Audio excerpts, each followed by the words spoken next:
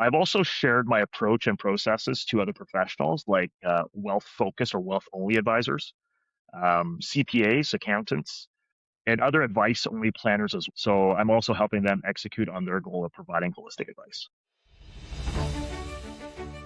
You're listening to The Uncertainty Edge, the show about the art and science of moving forward when the path isn't clear.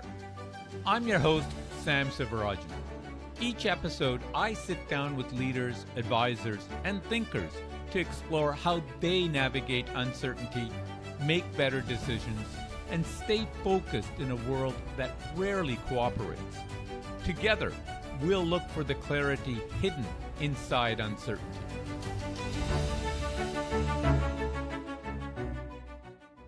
Welcome to the Uncertainty Edge podcast. I'm your host, Sam Sivarajan.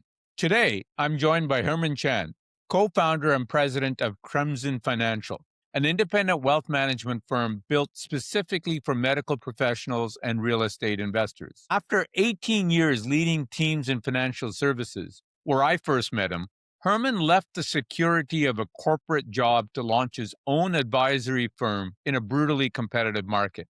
His business model? Most Canadians think they have a financial plan, but they actually have disconnected products, leaving them underinsured, overtaxed, and without answers to what keeps them up at night. His bet is that a planning-first, niche-focused approach can win against established brands and robo-advisors. But independence means navigating regulatory complexity, client acquisition, operational build-out, and the risk that the model won't scale fast enough. Today, we're exploring how Herman thought through that leap, the frameworks that guided his decision, how he's measuring early traction, what could go wrong, and how he's preparing for those scenarios now. Whether you're an advisor considering independence, an executive contemplating a pivot, or a leader making high-stakes calls with incomplete information, Herman's jump from corporate to entrepreneurship offers sharp insights on how to move forward with clarity.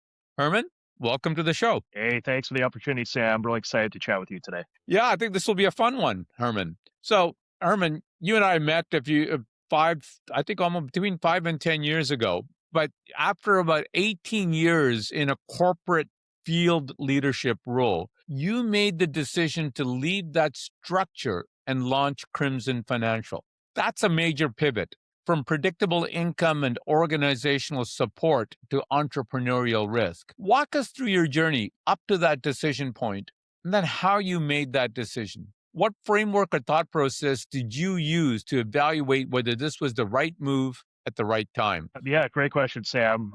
Definitely wasn't an easy one. And it started well before COVID, when my old friend and co-founder, who was leading the data science department at an LA-based fund company, wanted us to launch our own firm up here in Canada. At the time, I was very happy and comfortable with my regional leadership role, and rejected the idea a few times.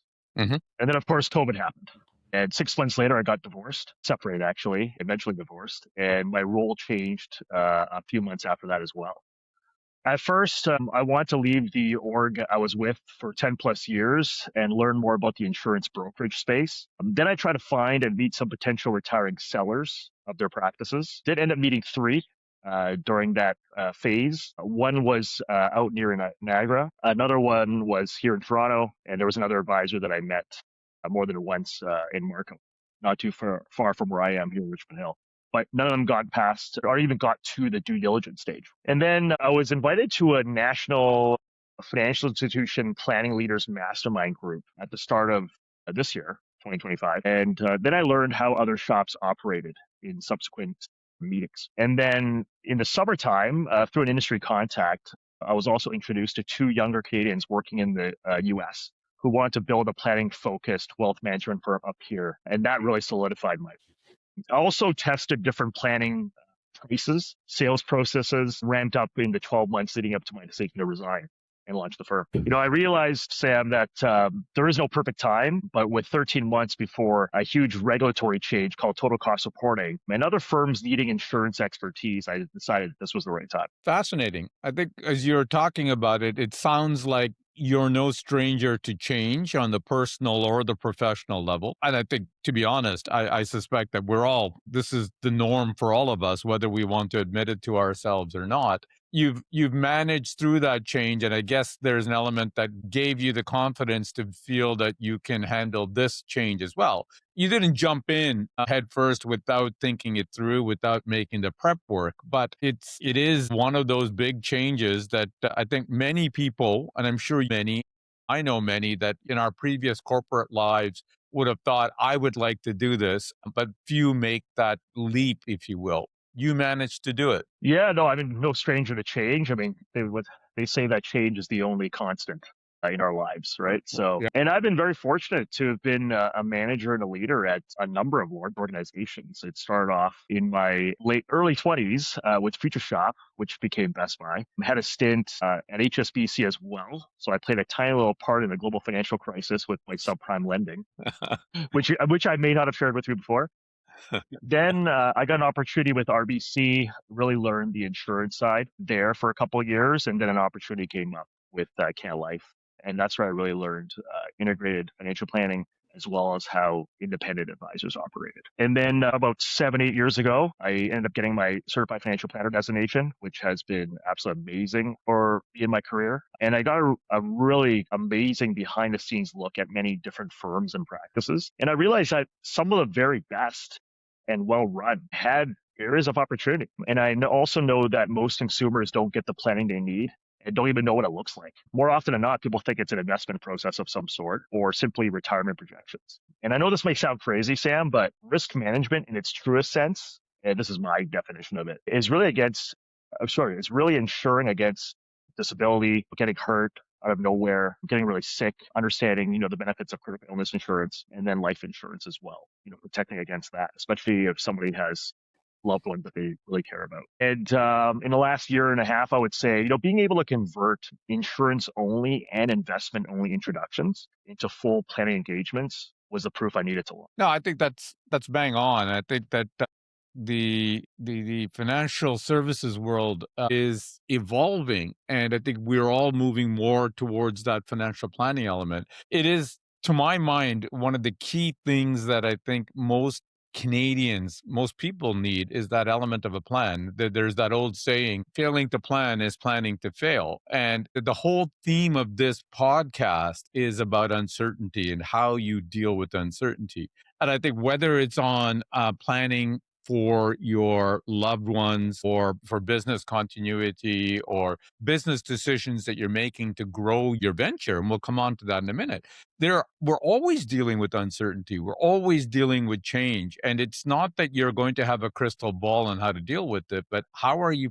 planning or preparing yourself to deal with these things? And I think, as you said, part of the financial planning process that you go through with your clients is it's not just projections, it's not just numbers, etc. It's actually asking some tough questions about, did you think about this? Did you think about this? Did you think about this? If this happens, how do you think you might want to deal with it? And for the most part, at least in my experience, I found that many people haven't thought along those lines just because it's not something that they come across on a day to day. No, absolutely, Sam. I mean, yeah, a lot of my discussions revolve around questions and scenarios that they never think of or rarely think of.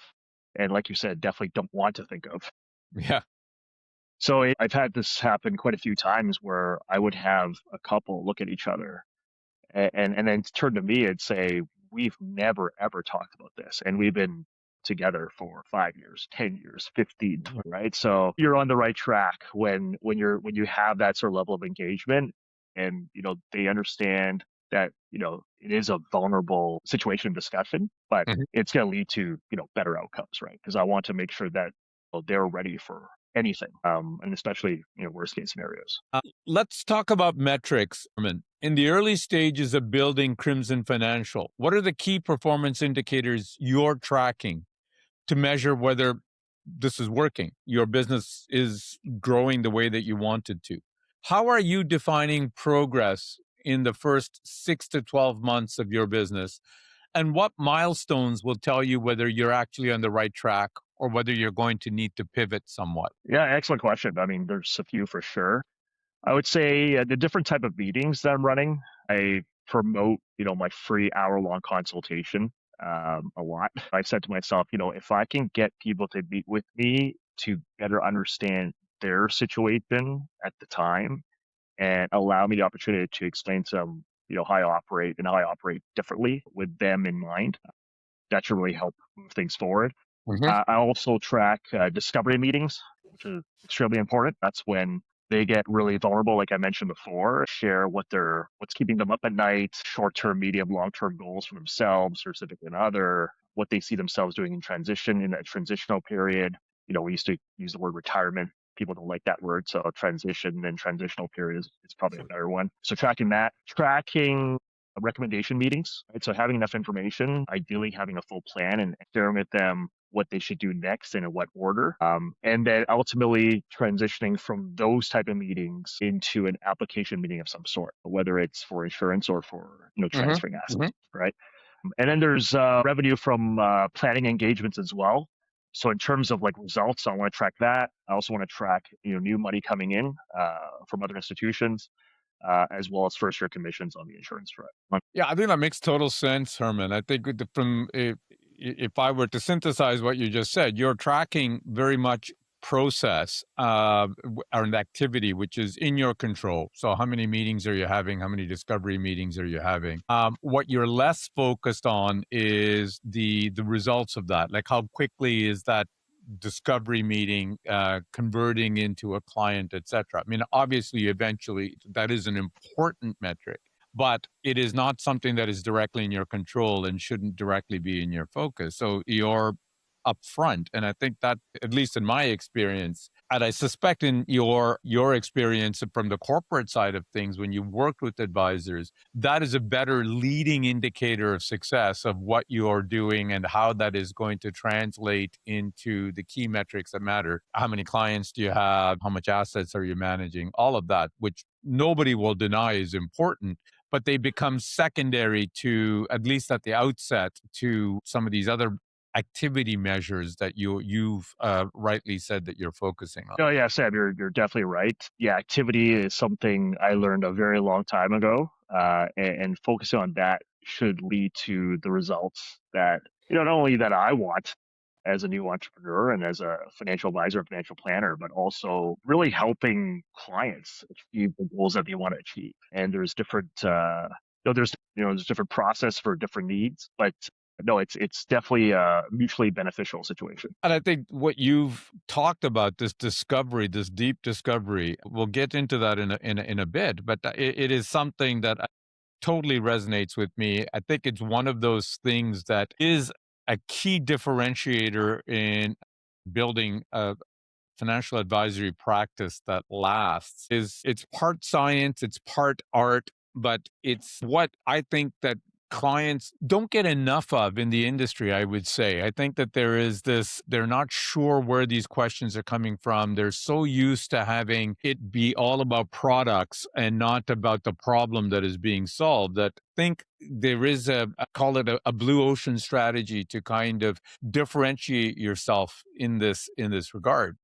Seems to be that's the way that you're positioning your practice. Yeah, no, absolutely. I mean, there are so many advisors in this country and so many financial planners as well. And I've realized that there is, I feel, a better way of doing this. And I think leading with that planning approach really sets myself apart, but also gives a different experience for the clients as well. I've realized that by them paying a fee up front, and I basically collect, I think they sign the engagement letter. They give me half the fee up front. And I find that's enough skin in the game for them to be really involved and engaged for the rest of the process. Now, your model requires more upfront work and probably longer sales cycles than just selling products. How are you thinking about that in terms of rolling out your business? Yeah, no, I was actually explaining this to another advisor the other day. The beauty of this process is that I collect those planning fees up front, which helps pay the bills while I write insurance and transfer investments from the engagements before. Some people take longer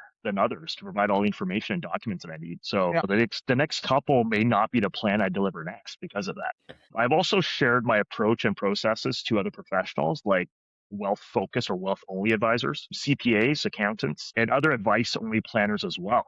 So I'm also helping them execute on their goal of providing holistic advice. So this is more of a collaborative effort with other adjacent type of professionals that you could perhaps do cross referrals and joint kind of submissions to? Absolutely, Sam. The advisory business itself can be quite lonely. I'm sure you've heard of that. I've heard that, over Yeah. the years. That Yep. is true.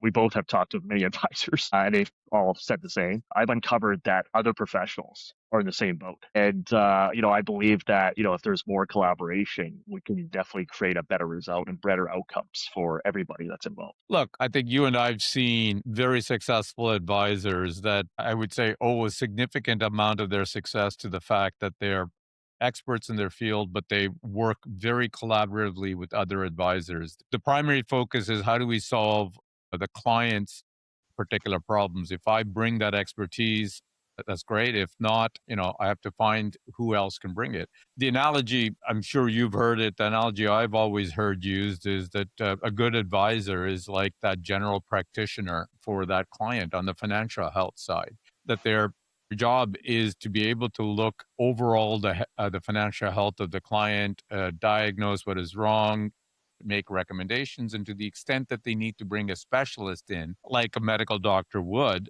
they bring in that specialist, and that specialist will focus on that their niche, their area of expertise. And it's the financial advisor's job, like a general practitioner, to bring all of that information together and continue to be that patient, or in your case, that client's coach and main advisor to make sure that the different pieces of advice are working together properly. Yeah, Sam, that's exactly it. Your analogy with the general practitioner, the GP, is the same as what I share with my potential clients and my existing clients, that I'm applying to be their financial family doctor that wants to be that close, most trusted guide within their COVID bubble. When I say that, people usually laugh because they understand that reference from a couple of years ago and how Right. how crazy that time was, right? When you're only allowed to have like your closest people within your household, and you weren't able to go to even your best friend's house. So when I explain that with some visuals, people understand that and they realize that, wow, I've only been dealing with financial pharmacists over these years. And then I explain to them like that would include your, broker or your realtor, um, or even your business lawyer, Mm-hmm. or Accountant. even including your accountant. So when I explain that in such a way, people understand that reference. And my main mission is to help guide them so that they have a better shot at making those right decisions and achieving what they want, as opposed to potentially making some mistakes down the road and then coming to see me afterwards. Now, let's walk through a pre-mortem, Herman. And I'm sure you went through this type of exercise either implicitly or explicitly. So it's 1 year from now, and Crimson Financial hasn't taken off in the way that you expected. So, for instance, client acquisition is slower than projected, revenue isn't covering costs, and you're questioning whether the model is viable. Let me preface this for the audience to say that this isn't projecting failure, but it's a very useful business planning exercise when facing uncertainty, to kind of think through these kind of scenarios before you get into those kind of obstacles, because it often allows you to identify potential obstacles and plan around it than having to deal with it after the fact. So, with that kind of caveat aside, that I'm not saying that Herman is not prepared, but Herman, when you imagine this scenario, what do you think are the most likely causes? What could have gone wrong operationally, strategically, or in terms of market response? And how have you prepared in advance for those kind of scenarios? Well, that's an excellent question. I've always been big on visualizing what you want. And I think I learned that from my basketball coach in high school. Visualizing that you're going to make that free throw or make that 3-pointer. Yeah, no, great question. Unlike those other business owners that decide to operate in the hospitality industry, like opening up a restaurant or some other business, I don't have any physical inventory. If someone has, 4,000 to allocate towards their, financial freedom, 400,000 plus, well, I have solutions for you. And if acquisition was slower than expected, then when I have to review my activity, which we talked about already. The good news, though, is that I do have a co-founder who's ready to help me pay the bills while we build the next, coming months. And I'll continue to fine tune my processes before buying out a selling advisor. So for any advisors, that are listening to this, having a tough time trying to find the right, successor or somebody that will, help them, take care of their clients like they have done for the last, 20, 30 plus years. Definitely open to a conversation. No, I think that's great. I think you're being a bit modest. In our conversations before, I know that you've done a lot of legwork beforehand to anticipate and preempt any of these types of obstacles. So, from thinking about the niche that you're trying to serve, to think about the business model that you're going to put, to think about how your clients are going to find you, I think you've done a lot of the, call it the legwork, to kind of say, okay, how do you stand out in a crowded market? So maybe you can talk a little bit about that, like including some of the work that you've done in the industry that has built some networks and partnerships, and some of the technical skills that you bring from, call it the IT side and the planning software side. You've done a lot of that work, I think, that has prepared you implicitly in many cases to kind of sit there and head off at the pass any kind of potential obstacles that you might come across. Yeah, I mentioned Future Shop earlier. I mean, I've always been interested um, in technology and playing around with computers and software and things like that.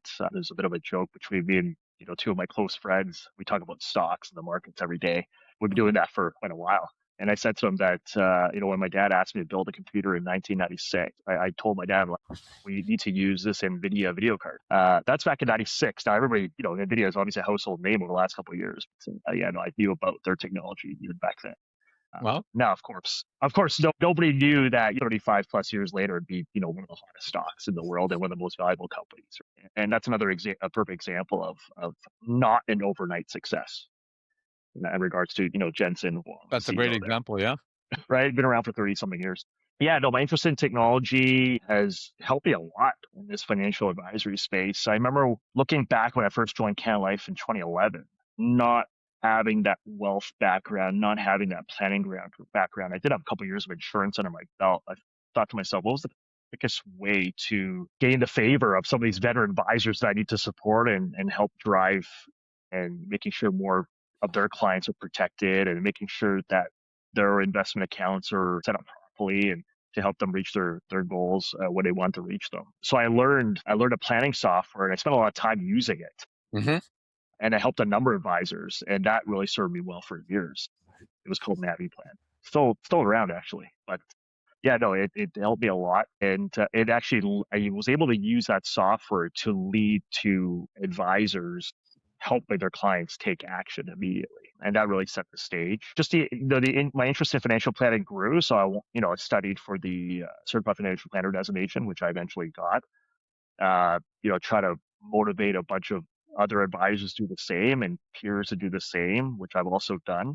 And most recently, I just joined the Financial Planning Association of Canada pack that is, filled with veteran planners and aspiring planners. And just the other day, I spoke to, a group of 12, 13 junior advisors and planners about how I leverage technology to, better serve, my clients. So you've done a lot of prep work, even though that you've only hung up your shingle very recently. You've done a lot of the prep work and the building the foundations that you needed to do this business. So the analogy I would use is it's like water boiling, right? You think that water is boiled when you see the bubbles on the surface, but there's a lot of work going on before that bubbles come. And that's sort of the analogy I would use for you, and you're going independent. I think that there was a lot of work that was done beforehand in getting the skill set, the networks, and everything else in place before you've flipped this on switch, if you will. Yeah, no, for sure, Sam. And just to further continue that point and answer your question, yeah, no, I've spent a lot of time leading up to the big decision on building as many mutually beneficial partnerships as I could, and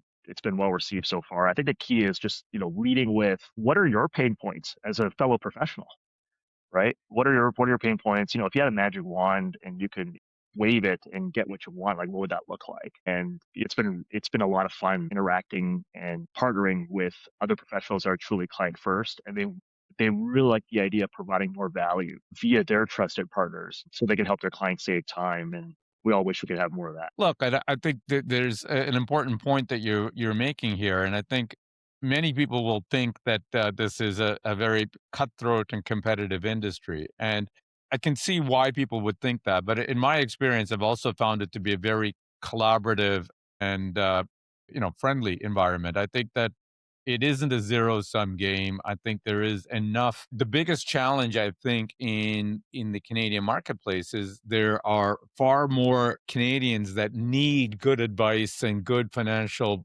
planning than are getting it right now. So the issue isn't about we're competing with other advisors for a very small market. I think it's a collective effort among all advisors to let Canadians know that the biggest obstacle to them achieving their financial goals is really having proper advice, proper plans, and proper approach to how are they going to build wealth, how are they going to protect their loved ones, how are they going to prepare for the uncertainty over the next 10, 20, 30 years ahead, right? And I think that to some extent is a collective effort among all people in the industry. And I think the kind of networks and the collaborations that you have built and that you're continuing to build, I think will go a long way towards that. Yeah, no, totally agree. And no, it's just very exciting when you're able to meet other professionals that have the same vision and same desire to truly help people.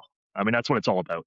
Financial success and business success is a byproduct of that, but that's not the main goal. So, in my mind, Herman, having known you for many years now, one of the key differentiators in your approach is the blend of the technical skills and the human slash behavioral side of financial advisory, the science and the art, if you will. I've always felt that it's not enough to know what to do. The key is in actually doing it. Sort of like being fit. It's not enough to know that eating right and working out is actually important. Most people know that. You actually have to do it in the moment, like when that plate of cookies are staring at you, or you don't want to get out of your warm bed to go to the gym. Walk us through how you're implementing that approach into your practice. Yeah, great question, Sam. I try to teach this in my previous roles, but sometimes you just can't. Yeah, you either care about people, are curious about people, and want to truly solve their problems, or you don't. I believe that you need to be a lifelong daily learner as well. I've learned firstly from many of your guests that you've had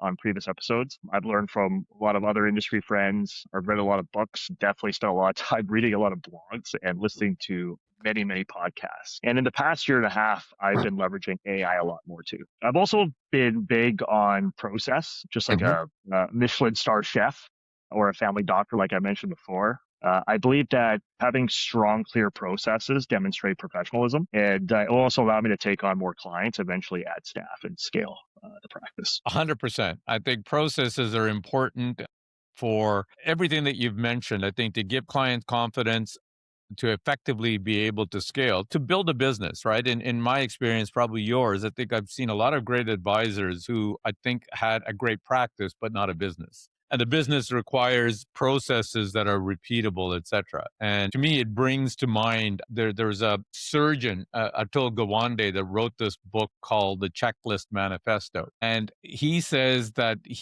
best surgeons who are performing brain surgery or heart surgery, et cetera, they have a checklist that they go through. And the whole point is to make sure that they're not forgetting anything. Pilots, before they take off in a plane, they have checklists. And Atul Gawande's whole point is that this kind of having this process or these checklists doesn't take away from the intellectual power or the creativity that you have to have in your business or in your profession, but it makes sure that you're in the heat of the moment, you're not forgetting something. So if you have an onboarding checklist of the things that you have to go through with your client, the questions that you have to ask them, the forms that they need to fill, this isn't making something administrative. It is making sure that that your first client and your 1,000th client all have the same experience that they go through, and that in the process that you're delivering the best possible service that you can provide them.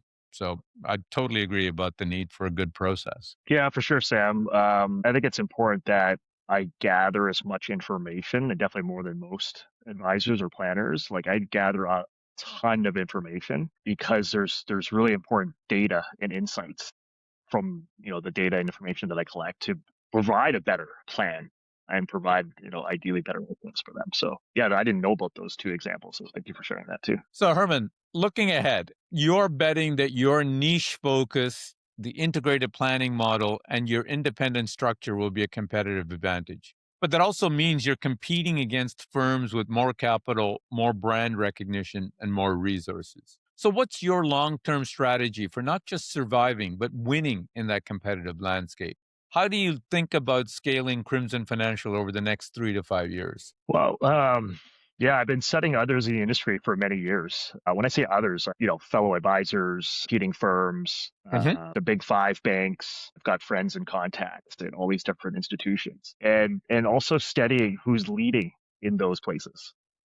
And innovating in those places. So that's really helped. In terms of leveraging that in my launch and my day to day, I'm actually bring up an interesting example in the entertainment industry. So there's a lady by the name of Kim Kardashian. I think some of your listeners will know who that is. She used her family's TV show. She leveraged that. She leveraged Instagram over the last 5-10 years and recognizing and partnering with what's popular at the time. So a couple of years ago, she ended up partnering with the NBA as well as Team USA, and a pretty big star at the time, but now he's an absolute basketball superstar now and style icon. And that's Shea Gilgeous-Alexander from Hamilton, Ontario. And before became an NBA champion last year. So she had partnered with these massive institutions and star athletes. Then you look at you're looking into fashion. I saw a couple of years ago that E.D.G.E launched sneakers with Prada. So this is what I've seen in the marketplace. Right before launch, I was able to partner with a local private healthcare company called Medcan. I also stumbled onto a 24/7 virtual healthcare service for kids under 17 called Kicks Care. I've also known the co-founder of an online estate planning company called Epilogue Wills. And I even partnered with a local med spa owner. She's got a clinic up in Woodbridge called La DS. I understand that high net worth clients, especially the spouses, specifically the wives of some busy, successful professionals, they want to look good too. So I feel like I've got a bunch of the bases covered at launch, and will continue to partner with like-minded entrepreneurs to better serve my clients. I think that's a great example, Herman. I hadn't known about Kim Kardashian's partnership with the NBA, et cetera, but I think you're right. I think that you have to go. I had another one of my guests on the podcast that talked about showing up where your clients are. So it's not enough to kind of be in the glossy wealth magazines, et cetera, because if your clients aren't reading it, it's not really relevant. You're not going to be top of mind to them. So that's a very interesting approach. Yeah, for sure, Sam. I just also want to mention that everybody that I've partnered with and connected with, they're all dedicated in providing a best-in-class client experience. So that's first and foremost, and my clients, existing and future, will benefit from some of the perks they won't get elsewhere. And I also want to mention that I'll continue to use the best fintech. I really hope that they all connect with each other a year from now. Really pushing for that in the last 5 years or so that I've been interacting with different fintechs across the country. I know it's very tough here in Canada. A lot of them, if they've got a great idea, like to go head down south. It's such a bigger market. Right. But no, I've definitely been a champion for Canadian fintech, and I'll continue to play that unofficial role. So to all the fintech founders out there, don't give up. The independent space is growing up here in Canada. And I'll also use AI more to create efficiencies for myself and my firm so I can help more people reach their financial goals. I just see, like you mentioned earlier, that blue ocean. It's a big blue ocean, and I'm just getting started. Awesome. Well, Herman, we're coming to the end of our episode. So I have a few final rapid fire questions for you that I ask all my guests. So, number one, professionally, what is the most important lesson you've learned over the years? Most important lesson, there's a number of them, but off the top of my head, I would say controlling the controllables. I think you touched on that earlier in our conversation. In other words, focusing on activity and moving opportunities ahead. I really can't control how much insurance people need or the size of their account transfers. Right. What I can control is being enough quality prospects on a weekly and regular basis. Beautiful. I love it. I totally agree. Number two, what is one practical tip you would offer listeners keen on applying your insights? Practical tip. Yeah, advising is a team sport. Leveraging AI, I'm leveraging other professionals to give clients the best answers quickly. So I want to give a shout out to FPAC again. and connecting with a peer or two to get a different perspective. I love that. I think the team sport, I've not heard it said in so many words, but I like that. I think you're 100% right. It is a team sport, and you have to have people on your corner, on your bench, etc., that are going to help you when you need it. So, Herman, fascinating discussion. If listeners want to learn more about you or Crimson Financial, where should they go? Well, they can find me at my website, www.crimsonfi.com, or my email address at herman.chan@crimsonfi.com, or via Facebook, Instagram, LinkedIn, and I think I'm going to start, tweeting or texting a little bit more on X. Awesome. Herman, thank you for joining us today on The Uncertainty Edge. Sam, it was an absolute pleasure. Thank you so much. Appreciate it. Really enjoy your podcast. Encourage everybody else to listen to previous episodes, and look forward to chatting again, maybe in a year's time. Absolutely. Want to see how you're doing. Thanks again, Herman. Thanks, Sam.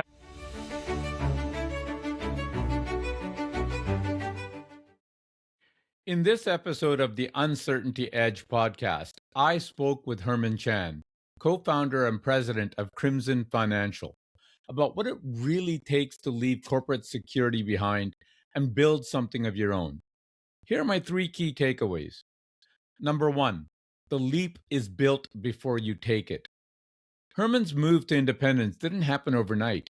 It was the result of years of deliberate preparation, earning his CFP designation, mastering planning software, building referral partnerships, and testing his model long before he resigned. For any advisor or executive contemplating a major transition, the lesson is clear. The visible leap is just the final step of a much longer runway. Number 2, focus on activity, not the outcomes. When it comes to measuring early traction, Herman tracks what he can control. Consultations booked, discovery meetings held, recommendations delivered, rather than fixating on revenue or assets under management. This process-first mindset, which mirrors the best frameworks in behavioral science, reduces anxiety and builds the habits that produce results over time. Number 3, advising is a team sport. Herman's model is built on collaboration with CPAs, estate planners, healthcare providers, and fintech partners, all united by a shared commitment to client outcomes. The most effective advisors aren't lone experts. They're connectors who know when to bring in the right specialist and how to hold the whole picture together for their clients. Herman reminds us that uncertainty isn't a reason to wait. It's the very condition that rewards those who prepare, build deliberately, and lead with the client's deepest needs in mind.